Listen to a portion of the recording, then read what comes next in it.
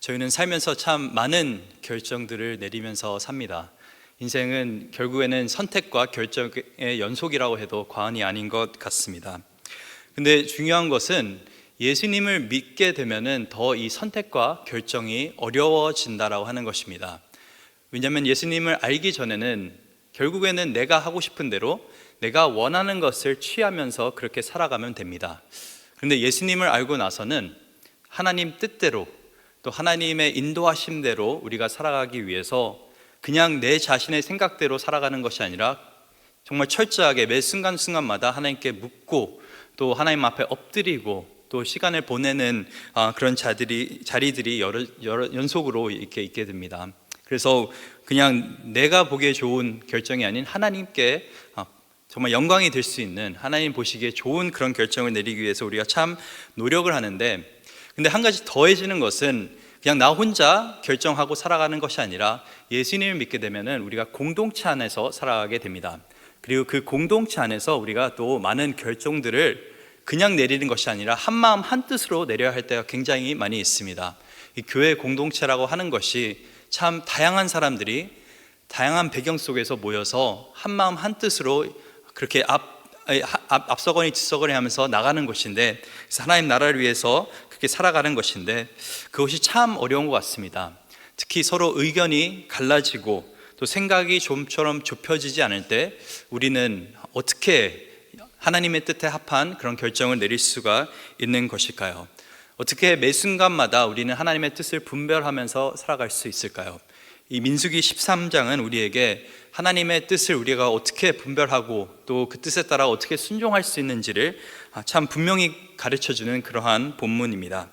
오늘 본문의 어떤 맥락은 지금 이스라엘 자손들은 드디어 오랜 시간 끝에 가나안 땅에 도달하게 되었습니다. 이 가나안 땅이라고 하는 것은 이미 아브라함을 하나님께서 부르셨을 때 아브라함의 자손에게 하나님께서 약속하신 그러한 땅이었습니다. 창세기 12장에 보니까 아브라함을 부르시면서 너는 내가 축복할 것이고 또 너로 큰 민족을 이룰 것이고 내가 예비한 그 땅으로 너를 인도할 것이다 라고 아브라함에게 그렇게 약속하셨습니다. 그리고 나중에는 모세를 부르셨을 때도 이 이스라엘 백성들이 애굽에 있었을 때 내가 이제는 시간이 되었으니 이 이스라엘 백성들을 애굽에서 구해내서 내가 예비한 그 적과 꿀이 흐르는 그런 땅으로 내가 너를 인도하겠다라고 그렇게 말씀하셨습니다. 그래서 이 매 순간순간마다 어떻게 보면 하나님께서는 이 땅이라고 하는 놀라운 약속을 이스라엘 자손들에게 그렇게 상기시켜주고 계셨던 거였습니다. 그리고 오늘 본문에서 드디어 그들이 이 처음으로 가나안 땅 그 문턱에 서게 됩니다. 한 민족으로서, 백성으로서 이 가나안 땅 입구에 서게 된 것은 이제 처음인 것이죠. 그래서 오늘 본문 1절과 3절에 이렇게 기록이 되어 있습니다. 여호와께서 모세에게 말씀하여 이르시되 사람을 보내어 내가 이스라엘 자손에게 주는 가나안 땅을 정탐하게 하되 그들의 조상의 가문 각 지파 중에서 지휘관 된 자 한 사람씩 보내라. 모세가 여호와의 명령을 따라 바란 광야에서 그들을 보냈으니 그들은 다 이스라엘 자손의 수령된 사람이라. 그래서 이제 때가 되었으니 이제 하나님께서 약속하신 그 땅에 이르렀으니 하나님께서 모세에게 명령을 하십니다. 각 지파마다 대표하는 그런 리더, 지휘관을 한 명씩 뽑아라. 그 12명을 이 약속된 그 땅 안으로 보내라고 그렇게 명령을 하십니다. 동일한 시간 동안에 동일한 장소에 이 사람들이 동일한 것을 보고 느끼고 경험한 후에 다시 한 곳에 모이게 되는 것을 알 수가 있습니다. 그런데 다시 이 이스라엘 진영으로 모이게 된 이 12 정탐꾼은 저희가 잘 아는 것처럼 10명은 2명과 서로 상반된 그런 보고를 하게 됩니다. 근데 어떻게 보면은 그 보고의 내용 자체는 그렇게 크게 다르지가 않습니다. 근데 문제는 그 보고에 따른 해석이 다른 것이었죠. 그래서 오늘 본문을 통해서 어떻게 하면 우리는 하나님이 원하시는 그 결정, 다양한 보고와 다양한 의견과 다양한 생각이 나눠지는 그곳에서 우리는 어떻게 하나님의 뜻을 분별하며 살 수 있는가 한번 같이 살펴보기를 원합니다. 첫 번째로 저희가 하나님의 뜻을 분별하기 위해서는 정확한 상황 진단을 저희가 해야 되는 것입니다. 정확한 상황 진단을 저희가 할 수 있어야 됩니다. 오늘 본문에 보니까 17절에 모세가 이제 가나안 땅으로 정탐꾼들을 보낼 때 이렇게 명령합니다. 너희는 네겝 길로 행하여 산지로 올라가서 그 땅이 어떠한지 정탐하라. 곧 그 땅의 거민이 강한지 약한지, 많은지 적은지, 그들이 사는 땅이 좋은지 나쁜지, 사는 성읍이 진영인지 산성인지, 토지가 비옥한지 메마른지, 나무가 있는지 없는지 탐지하라. 담대하라. 또 그 땅의 실과를 가져오라 하니 그때는 포도가 처음 익을 쯤이었더라. 한마디로 그냥 대충 이 땅을 훑어보고 오는 것이 아니라 자세하게, 정말 세밀하게 이 땅을 보고 오라고 그렇게 명령을 하십니다. 그뿐만 아니라 그냥 보고만 오는 것이 아니라 그 땅의 실과를 가져오라고 그렇게 명령하셨습니다. 여기서 저희가 한 가지 질문을 던져볼 수가 있습니다. 왜 하나님께서는 이미 이 땅이 이스라엘 자손을 위해서 예비되었던 땅인데 오랫동안 하나님께서 이 땅으로 자신의 백성들을 이끄시겠다고 말씀하셨는데 왜 하필 이 땅 앞에서 이 오랜 시간 동안 이 사람들이 이 땅을 점검할 수 있게 그렇게 정탐꾼들을 보낼 수 있게 하셨는가 질문해 볼 필요가 있습니다. 과연 하나님께서는 왜 도대체 이 시간을 허비하시면서까지 사람들에게 그 땅을 보고 오게 하셨습니까? 그들이 보고 온 다음에 이렇게 보고했습니다. 27절입니다. 모세에게 말하여 이르되 당신이 우리를 보낸 땅에 간즉 과연 그 땅에 젖과 꿀이 흐르는데 이것은 그 땅의 과일이니이다. 그래서 12명이 다 돌아왔는데 그들이 하는 말이 하나같이 이 땅이 진짜 젖과 꿀이 흐르는 정말 비옥한 좋은 땅인 것입니다. 그리고 이 땅에 어떤 열매들도 우리가 가져왔습니다. 이 땅에 있는 그 과일들 정말 하나님께서 말씀하셨던 것처럼 너무나 풍성하고 너무나 큽니다. 그래서 이들이 직접 가져온 증거물까지 보여주는데 그러나 28절에 보니까 그 땅 거주민은 강하고 성읍은 견고하고 심이 클 뿐만 아니라 거기서 아낙 자손을 보았으며 아말렉이인은 남방 땅에 거주하고 헷인과 여부스인과 아모리인은 산지에 거주하고 가나안인은 해변과 요단강에 거주하더니 그래서 사방에 어떻게 보면은 이 적들이 있다라고 하는 것입니다. 여기 있는 사람들이 강하고 크고 견고하다고 그렇게 이 12명 모두 한 입 모아서 그렇게 보고를 하고 있는 것을 볼 수가 있습니다. 쉽게 말해서 땅은 너무나 좋은데 빈틈이 없다라고 하는 것이죠. 들어갈 장소가 없다라고 하는 것입니다. 12명 모두 그냥 10명만 아니면 2명만 정확한 보고를 한 것이 아니라 그 땅의 정보에 대해서는 12명 모두 동일한 것을 보았고 동일하게 보고했다라고 성경이 기록하고 있는 것입니다. 하나님께서는 우리에게 하나님의 일을 하기 이전에 부지런히 정보를 수집하고 또 솔직하게 또 정확하게 우리의 상황을 진단할 수 있게끔 도와주십니다. 많은 경우 사람들이 기도를 부탁할 때 목사님 제가 이런 결정을 내려야 되는데 어떻게 하면 좋겠습니까? 또 다른 믿는 자들에게 물을 때도 우리가 흔히 하는 대답이 이것입니다. 그냥 기도해 보세요. 그냥 기도하다 보면은 응답이 올 것입니다.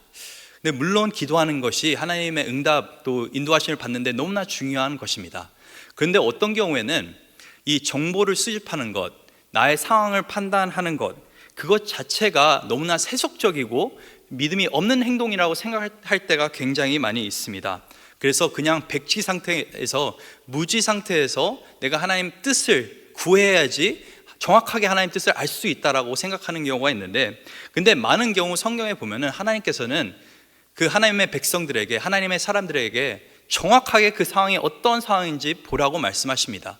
오늘 본문에도 그렇고 여리고를 돌라고 할 때도 그렇고 그 성이 얼마나 견고한지 그 이스라엘 백성들이 그 세세한 것까지 다 볼 수 있게 하셨습니다. 또 홍해를 가르기 이전에 그 홍해가 얼마나 큰지 그 깊이와 그 넓이와 정말 도저히 건널 수 없다는 것을 이스라엘 백성들에게 보게 하셨습니다. 그래서 하나님께서는 우리에게 그냥 아무것도 모르는 상황에서 결정을 내려 하지 아니하시고 철저하게 정말 우리가 열심으로 그 정확하게 우리의 상황이 어떤 상황인지 판단할 수 있게끔 도와주십니다. 하나님께서는 우리에게 지성을 허락하셨습니다. 정말 좋은 두뇌를 허락하셨습니다. 두뇌라고 하는 것은, 지성이라고 하는 것은 물론 완벽하지는 않습니다. 죄 때문에 우리가 타락하여서 잘못된 생각을 할 때도 있습니다. 하지만 지성이라고 하는 것은 하나님의 놀라운 선물인 줄 믿습니다. 우리가 생각할 수 있고 어떤 상황을 판단할 수 있고 정보를 수집할 수 있다고 하는 것은 큰 축복인 것입니다. 제가 신학교를 졸업하고 나서 이제 풀타임으로 사역지를 결정해야 되는 순간이 있었습니다. 제가 신학교를 텍사스에서 이제 졸업했었는데 그때 당시만 하더라도 저는 이제 집안에 목회자가 없기 때문에 어떻게 목회지를 선정해야 되는 것인가 전혀 몰랐습니다. 그래서 그 당시에 저희 담임 목사님께 여쭤봤었는데 그냥 뭐 여러 곳에 이렇게 좀 원서도 넣고 또 이렇게 일반 직장처럼 교회들도 이렇게 잡 포스팅을 하는 곳들이 있습니다. 그래서 그 포스팅하는 곳을 보고 나서 이제 잡 있는 곳들 이제 거의 다 어플라이를 했는데 이제 지원을 했었는데 그때 많은 사람들이 그렇게 이야기했었습니다. 목회자가 이런 교회를 선택할 때는 기도하는 가운데서 그걸 잘 선택해야 된다. 저는 그것만 생각하고 계속 그냥 주구장창 기도만 했습니다.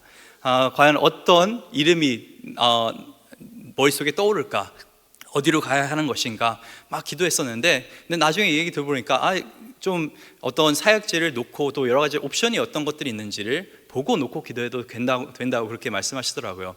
그런데 또 막상 이제 원서를 지원하고 가게 됐는데 많은 어떤 교회들이 이렇게 이야기하는 것이었습니다. 제가 질문할 때 과연 이제 일주일에 어떻게 사역을 하는 것입니까? 또 어떤 것들이 requirement, 일하는 데 있어서 목회자가 어떤 것들을 하기를 원하십니까? 그리고 제가 월급은 어떻게 됩니까? 이런 질문을 하게 되는데 놀랍게도 많은 교회에서 월급은 그거는 나중에 알면 된다고 하는 경우가 많이 있습니다. 그러면서 오히려 목회자가 돈 보고 지원을 하느냐 막 이렇게 하시는 분들도 있더라고요. 근데 그 가운데서 제가 느낀 것이 있었습니다. 나중에 결국에 이제 결정할 때는 물론 다양한 것들 여러 가지 놓고 기도하는 가운데 보게 되지만은 정말 그것이 떳떳하고 당당하다면 숨길 게 없다라고 하는 것이죠. 그래서 그 가운데서 제가 느꼈던 건 뭐였냐면은 하나님께서는 철저하게 인도하십니다. 근데 그 여러 가지 상황 속에서 또 질문하는 그 과정 속에서 또 인터뷰하는 과정 속에서 제가 조합한 그런 정보를 통해서 이 교회가 정말 건강한 교회인지 하나님의 뜻에 합당한 그런 교회인지를 굉장히 놓고 판단할 수 있었고 또 결정을 내리는 게 굉장히 수월했습니다. 그래서 사실 성광교회에 와서 인터뷰하고 목사님과 대화를 나누고 다른 사역자들 만나고 또 예배드리는 가운데 정말 제 마음속에서는 이 교회가 건강한 교회고 내가 정말 전심으로 사역할 수 있는 교회인지를 놓고 그렇게 자세한 것들을 많이 물어보면서 그렇게 결정하게 되었습니다. 우리의 인생도 마찬가지입니다. 내가 인생 가운데 어떤 일을 해야 됩니까? 어떤 비즈니스를 해야 됩니까? 그 비즈니스에 대해서 아무것도 모르면서 이 비즈니스입니까? 저 비즈니스입니까? 기도하는 것은 그건 사실 게으른 것입니다. 내가 누구와 결혼해야 되는 것입니까? 어떤 결혼 상대가 좋은 상대인지를 내가 알지 못하고 아니면 상대방을 만났는데 그 어떠한 질문도 하지 않고 이 사람의 배경이 무엇인지 가족 관계는 어떻게 됐는지 신앙은 어떻게 됐는지 점검해보지 않고 나는 그냥 이 사람이 무조건 좋으니 하나님께서 예비하신 것 같으니 나는 따르겠습니다라고 하는 것은 사실 그것은 신앙적으로 게으른 것입니다. 우리가 물론 최종 결정은 기도하는 가운데 하나님께 맡겨야 되지만 그 가운데 하나님께서 우리 가운데 허락하시는 것은 충분한 정보와 또 충분히 납득될 만한 그런 상황들을 보여주신다는 것입니다. 그래서 오늘 본문을 통해서 보게 되는 것은 하나님은 정확하게 이 땅이 어떤 땅인지 보여주셨는데 그렇게 하신 그 이유는 뭐냐면은 사실 하나님께서는 이 사람들에게 이 정탐꾼들에게 이 땅이 갈 만한 땅인지 아닌지를 판단하라고 그렇게 보내신 것이 아니었습니다. 하나님께서 이 땅 가운데 정탐꾼을 보내신 것은 이것이 과연 하나님께서 약속하신 그 땅인가를 점검하라고 한 것이었죠. 근데 그 땅이 하나님께서 약속하신 땅이었습니까? 약속하신 땅이었습니다. 모세에게 처음으로 이 가나안 땅에 대해서 말씀하셨을 때 하나님께서 분명히 내가 너희 백성을 이끌 곳은 젖과 꿀이 흐르는 땅이라고 하셨습니다. 그리고 4번 이 출애굽기와 또 민수기에서 하나님께서 말씀하시는 것이 너희가 갈 곳은 젖과 꿀이 흐르는 땅이다 라고 말씀하셨습니다. 그리고 오늘 이들이 돌아와서 보고하는 것이 무엇입니까? 과연 우리가 본 것은 이 땅은 진짜 젖과 꿀이 흐르는 땅입니다. 그 말은 뭐냐면 하나님께서 이들을 보게 하신 그 이유는 이것이 바로 하나님께서 예비하신 땅이라는 것을 확신을 가질 수 있게 하기 위해서 그렇게 보내신 것이었습니다. 근데 이들은, 이 정탐꾼들의 실수는 뭐였냐면, 문제점은 뭐였냐면은 하나님께서는 이미 이 땅을 주신다고 약속하셨는데, 오늘 본문 2절에 보면은 이미 가나안 땅을 이스라엘 자손에게 내가 줄 것인데 라고 기록이 되어 있습니다. 줄지 안 줄지는 그거는 상관할 바가 아닙니다. 이미 줄 것이라고 하나님께서 예비하셨는데, 이 정탐꾼들은 이것이 갈 만한 장소인지 아닌지를 판단하기 시작했다라는 것입니다. 결정을 내리기 시작했다라는 것입니다. 그것이 굉장히 위험한 것입니다. 우리가 정보를 수집할 수 있고 상황을 판단할 수 있지만은 최종적으로 우리의 결정을 내릴 때는 그것은 하나님께 맡겨드려야 되는 것입니다. 그래서 보고 느끼고 경험한 것은 비슷했지만은 이들의 해석은 완전히 달랐습니다. 오늘 본문 30절입니다. 갈렙이 모세 앞에서 백성을 조용하게 하고 이르되 우리가 곧 올라가서 그 땅을 취하자 능히 이기리라 하나, 그와 함께 올라갔던 사람들은 이르되 우리는 능히 올라가서 그 백성을 치지 못하리라. 그들은 우리보다 강하니라 하고. 똑같은 것을 보고 왔는데 두 명은 우리가 본 것이 있으니 이제 이 땅을 취합시다 라고 그러고, 10명은 우리가 본 것이 있으니 우리가 들어가지 맙시다 라고 해석을 합니다. 이게 참 놀라운 것이죠. 우리가 살면서 동일한 상황을 겪게 되는데도 그 해석이 다를 수가 있고 우리가 내리는 결정이 다를 수가 있다라고 하는 것입니다. 그러면 우리가 어떻게 하나님의 뜻에 따라, 하나님의 명령에 따라서 순종하면서 살 수가 있겠습니까? 먼저 우리 안에 첫 번째로는 말씀이 분명히 서 있어야 되는 것입니다. 이스라엘 자손들 안에 하나님의 그 말씀과 언약이 바로 서 있었다고 한다면은 단번에 이 땅이 하나님께서 약속하신 땅이라고 알았을 것입니다. 또 특별히 창세기 15장에 보면은 아브라함에게 하나님께서 이미 400년 동안 너의 자손이 이방 나라에 정말 나그네와 같이 살 것이고, 다시 이 가나안 땅, 그냥 비어있는 땅이 아니라 이 많은 족속들이 살고 있는 그 땅에 그들이 돌아올 것이다 라고 이미 말씀하셨습니다. 이 말씀을 이미 이들은 들었을 것입니다. 근데 이 말씀을 마음 가운데 간직했던 사람은 여호수아 갈렙뿐이었다라고 하는 것이죠. 나머지 사람들은 그 말씀을 그냥 흐르르듯 들었겠지만은 그것을 마음에 담아두지 않았다라고 하는 것입니다. 그래서 말씀에 비추어서 결정을 내린 것이 아니라 상황에 흔들려서 그들은 결정을 내리게 된 것이었습니다. 그래서 하나님께서 이 땅 가운데 우리를 이끌어 주셨는데 도저히 우리 힘으로는 들어갈 수가 없다라는 결론을 내린 것인데, 사실 하나님께서는 단 한 번도 너의 힘으로, 너의 능력으로 이 땅에 들어갈 것이라고 말씀하신 적이 없습니다. 단지 이 땅이 정말 내가 예배한 땅인지를 파악하라라고 그렇게 말씀하는 것입니다.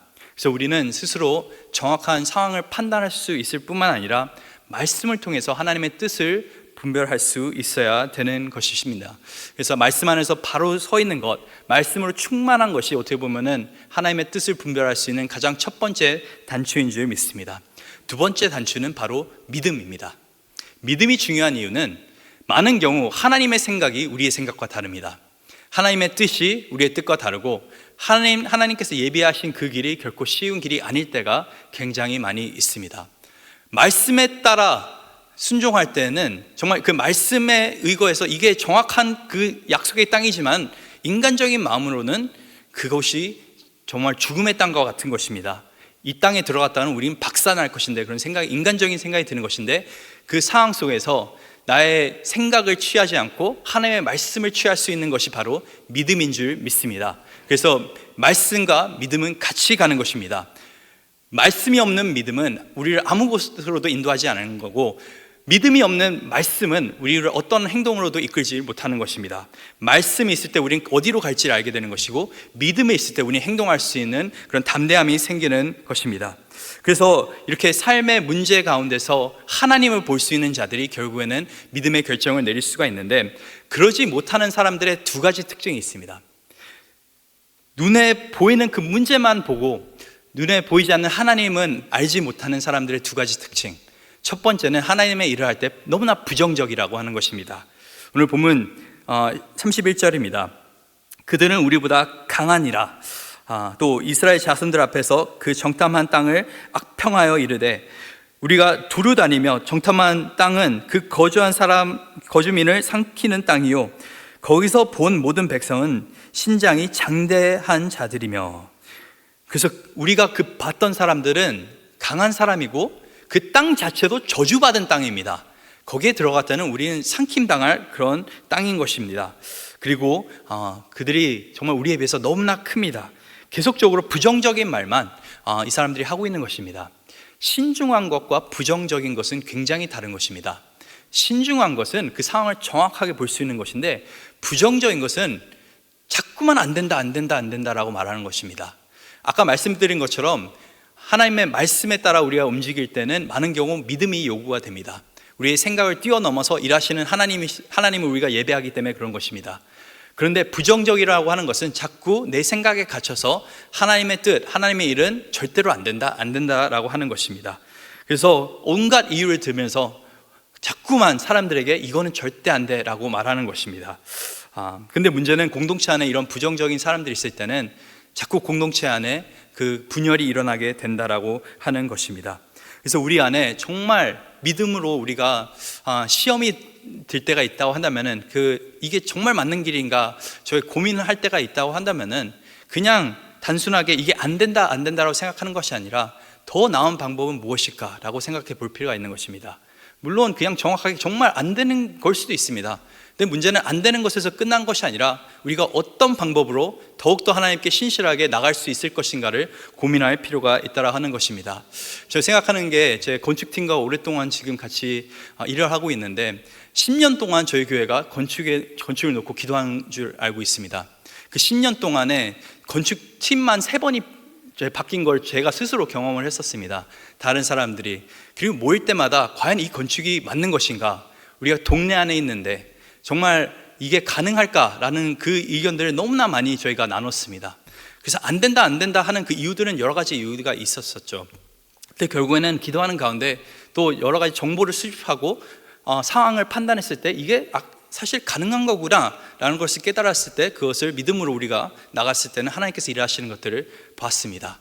또 많은 사람들은 어떻게 건축하는데 재정적으로 부담되고 성도님들이 어떻게 그렇게 헌신하겠나 생각하는 분들도 있습니다. 어떤 분들은 우리가 선교해야 되는데 우리가 건축하게 되면 선교비가 주는 것은 아닌가 걱정하는 분들이 있습니다. 근데 결국에 우리가 건축하는 가운데 성도님들이 더욱더 물질적으로 기도를 헌신하는 것을 보고 있고, 더 나아가서 우리가 선교비를 주는 적이 없습니다. 오히려 더욱더 우리가 선교에 힘을 낼 수가 있는 것이죠. 그래서 자꾸 안 된다라고 생각하는 것이 아니라 긍정적으로, 생산적으로 우리가 생각할 필요가 있다라고 하는 것입니다.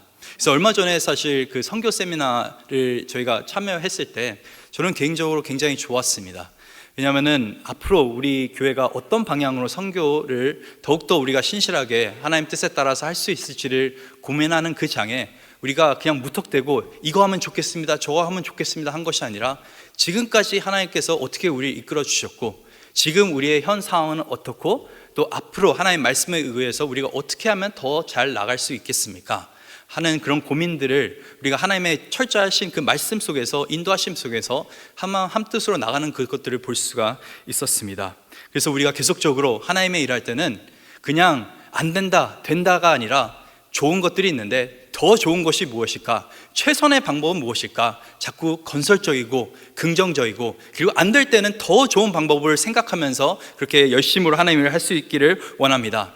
늘 부정적인 것이 아니라 늘 긍정적으로 하나님을 할 수 있기를, 기쁨으로 할 수 있기를 간절히 소망합니다. 두 번째로, 이 자신의 문제만 보고 하나님을 보지 못한 사람들의 특징은 남들과 자꾸 자기를 비교합니다. 오늘 본문 33절입니다. 거기서 네피림 후손인 아낙 자손의 거인들을 보았나니 우리는 스스로 보기에도 메뚜기 같으니 그들이 보기에도 그와 같을 것이니라. 이들이 사실 주눅 들었던 그 이유는 자꾸 자신의 그 연약한 모습과, 사실 자신들은 출애굽하면서 무기도 없고 어떤 훈련도 받지 못했고 또 광야 속에서 만나만 먹었으니 얼마나 이들이 홀쭉했겠습니까? 힘도 없고 근데 이 안악자서를 보니까 거인들인 것입니다. 그들이 너무나 커 보이는 것이 이 네프림의 후손, 네프림이라고 하는 것은 저희가 창세기 6장에 이 거인 족속, 이 노아의 홍수 이야기에 나오는 그 사람들 이야기를 들으면서 우리가 지금 상대할 저 사람들은 다 골리앗과 같은 사람들입니다 라고 얘기하는 것입니다. 자기의 그 모습을 다른 사람들과 자꾸 비교해 보니까 자기의 부족한 게 보이고 모자란 게 보이고 자꾸 다른 사람들이 더 좋아 보이고 그것이 인생을 불행하게 사는 직행길인 것입니다. 여러분, 인생을 불행하게 살길 원하십니까? 그럼 열심히 남들과 자신을 비교하시기 바랍니다. 내 인생을 행복하게 살길 원하는 분들은 남들과 내 삶을 비교하는 것이 아니라 자꾸 말씀과 내 삶을 비교하는 것입니다. 말씀에 내 삶을 비춰보는 것입니다. 남들의 그 상황에 대비해서 내가 어떻게 살고 있는가를 고민하는 것이 아니라 예수님의 삶에 내가 얼마나 지금 따라가고 있는 것인가, 말씀에 내가 얼마나 순종하고 있는 것인가, 나와의 싸움인 것입니다. 어제의 나보다 내가 오늘 더 발전한 것이고, 어제의 나보다 내가 더 많은 믿음을 갖길 원하고, 어제의 나보다 내가 더 많은 순종을 하길 원한다라고 하는 것입니다. 자꾸 다른 사람과 나를 비교하는 것이 아니라 하나님께서 주신, 어떤 사람에게는 5달란트를 주셨고, 어떤 사람에게는 2달란트를 주셨고, 어떤 사람에게는 1달란트를 주셨는데, 그 상황 속에서 달란트 받은 사람들이 다 서로 비교하고 앉아 있으면 그 일이 되겠습니까? 각 사람이 하나님께서 주신 그 은사대로 하나님을 바라보면서 나갈 수 있는 것이 공동체가 한 마음 한 뜻으로 하나님 일을 할 수 있는 방법인 줄 믿습니다. 그래서 문제가 있을 때는 하나님을 바라보는 것이고, 자꾸 부정적으로 하는 것이 아니라 그냥 자꾸 남들과 비교하면서 이 교회는 이렇더니 저 교회는 저렇더니 하는 것이 아니라, 또 나의 삶 가운데도 그렇습니다. 저 사람의 결혼 생활은 저렇고 저 사람의 자녀는 그렇고, 특히 자녀에 대해서 우리가 많이 비교할 때가 있는데, 그것을 좀 내려놓고 나의 자녀가 다른 사람의 자녀와 어떻게 비교되는지를 고민하는 것이 아니라 하나님의 말씀을 비춰봤을 때 내가 정말 내 자녀를 믿음 안에서 잘 키우고 있나를 우리가 고민해 볼 필요가 있는 줄 믿습니다. 그래서 나의 삶 가운데서 철저하게 하나님의 뜻에 따라서 순종하며 살아갈 때, 또 믿음으로 말씀 안에서 살아갈 때 우리가 예수님을 더욱더 닮아가는 사람들 될 수 있기를 간절히 소망합니다. 오늘 이 한국에서는 이 스승의 날이었습니다. 그래서 5월 15일은 스승의 날인데, 많은 경우 이 스승이 된다라고 하는 것, 스승이라고 하는 것은 성경에서는 누군가를 이끄는 사람입니다. 누군가를 가르치기도 하지만은 더 나아가서 삶 가운데서 누군가를 이끄는 것, 사실 모든 믿는 자가 스승이 되어야 되는 것입니다. 왜냐하면 지상명령이라고 하는 것이 결국에는 다른 사람에게 스승이 되라고 하는 것이죠. 제자를 삼으라고 하는 그 명령 자체가 다른 사람들에게 본보기가 되고 예수 그리스도가 말씀하신 그 모든 것을 가르쳐 행할 수 있게 도와주라고 하는 것이 지상명령입니다. 그런데 중요한 것은 다른 사람을 이끄는 그 상황 가운데서 우리의 결정이 너무나 중요하다라고 하는 것입니다. 많은 경우 우리가 결정을 인생 가운데 잘못하면 나만 피해 보겠지라고 생각할 수 있는데, 사실 나의 결정에 따라서 많은 사람들이 피해를 보게 됩니다. 많은 사람들이 영향을 받게 됩니다. 오늘 본문에 이 등장하는 이스라엘 백성들이 몇 명이 있었냐면은 민수기 1장에 보니까 군대에서 싸울 수 있는 남자의 수만 60만 명이었습니다. 그래서 여자와 또 자녀들까지 다 더하면은 약 200만 명 정도 되었다고 성경학자들은 그렇게 예상을 합니다. 200만 명 중에서 12명이 뽑힌 것입니다. 정말 최고의 믿음 있는 그 사람들이 뽑혀서 그 최고의 리더들이 이 가나안 땅에 들어가게 됐는데, 10명이 돌아와서 보고한 것이 저 땅은 우리가 물론 젖과 꿀이 흐르는 땅이지만 도저히 들어갈 수 없는 땅입니다라고 그렇게 증거를 했습니다. 그리고 그들의 보고에 따라서 사람들의 마음이 움직이기 시작했고, 사람들이 불평하기 시작했고, 하나님을 원망하기 시작했고, 더 나아가서 우리가 모세를 지금까지 믿고 왔는데 실수했다, 다시 애굽으로 가고 싶은 그 마음들을 비추면서 14장에 보니까, 그러면서 이제는 우리의 자녀들, 우리의 가족들도 이렇게 있다가는 우리가 다 죽겠다라고 그렇게 말하고 있는 것을 볼 수가 있습니다. 그 가운데서 민수기 14장 3절을 한번 같이 보기 원합니다. 14장 3절에 이렇게 기록이 되어 있습니다. 어찌하여 여호와가 우리를 그 땅으로 인도하여 칼에 쓰러지게 하려 하는가? 우리 처자가 사로잡히리니 애굽으로 돌아가는 것이 낫지 아니하랴. 그래서 본인들이 그냥 무섭다고 하면 되는데, 이 남자들이 우리 처자들 생각하면서 내 처와 내 자녀들 생각하니까 이거는 도저히 들어갈 수 없는 곳입니다 라고 그렇게 비겁하게 말하고 있는 것입니다. 우리는 우리 가족을 지켜줘야 됩니다. 지키기 위해서는 여긴 들어가면 안 됩니다. 근데 놀라운 것은 이들의 결정 때문에 그 가족이 다 죽게 됩니다. 결국에 나중에 이 민수기 14장 33절과 34절에 보니까 결국에는 이 출애굽 1세대가 광야에서 방황하다가 결국에는 다 들어가지 못하고 죽게 되고, 다음 세대가, 새로운 세대가 이제 약속의 땅에 들어가게 되는 것을, 40년 후에 들어가게 되는 것을 저희가 보게 됩니다. 저희 가운데 하나님께서 허락하신 제자들이 있습니다. 목원들이 있습니다. 또 자녀들이 있습니다. 또 주일학교에서 섬기시는 분들은 학생들이 있습니다. 또 목회자에게는 성도님들이 계십니다. 이런 여러분들이 계시는데, 리더가 바로 서 있지 않으면은 리더만 망하는 것이 아니라 그 공동체는 망하게 되어 있는 것입니다. 우리가 책임감을 갖고, 첫째는 우리 리더들을 위해서 열심히 기도해야 되는 것이고, 둘째는 우리가 이끌고 있는 그 모든 사람들을 허투루 이끌면 안 된다는 것입니다.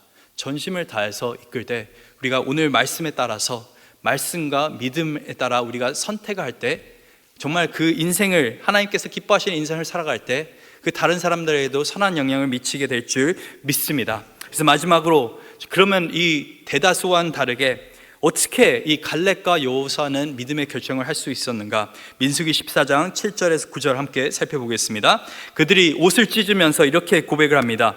이스라엘 자손의 온 회중에게 말하여 이르되, 우리가 두루 다니며 정탐한 땅은 심히 아름다운 땅이라. 여호와께서 우리를 기뻐하신 우리를 그 땅으로 인도하여 들으시고 그 땅을 우리에게 주시리라. 이는 과연 젖과 꿀이 흐르는 땅이니라. 다만 여호와를 거역하지는 말라. 또 그 땅 백성을 두려워하지 말라. 그들은 우리의 먹이라. 그들의 보호자는 그들에게서 떠났고 여호와는 우리와 함께 하시느니라. 그들을 두려워하지 말라 하나.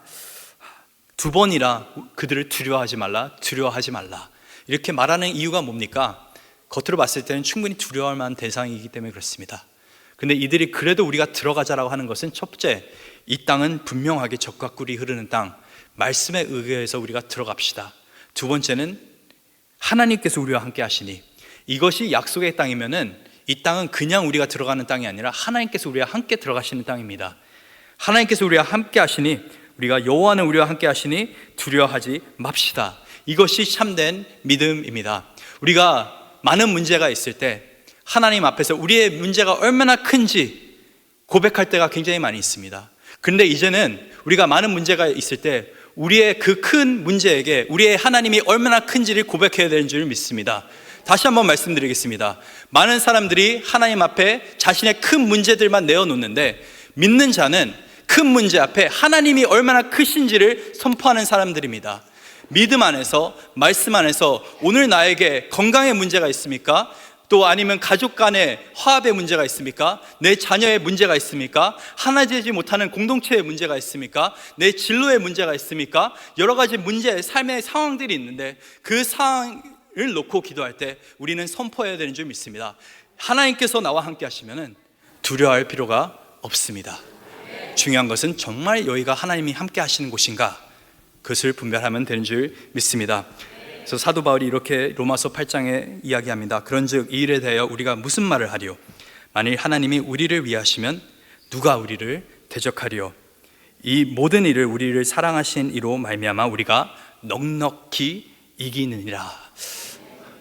시험이 있을 수 있고 싸움은 있을 수 있지만은 하나님으로 인해서 우리가 넉넉히 이길 수 있을 줄 믿습니다. 이렇게 늘 삶 가운데서 승리하는, 또 순종하는, 또 하나님의 기쁨이 될 수 있는 저 여러분 될 수 있기를 간절히 소망합니다.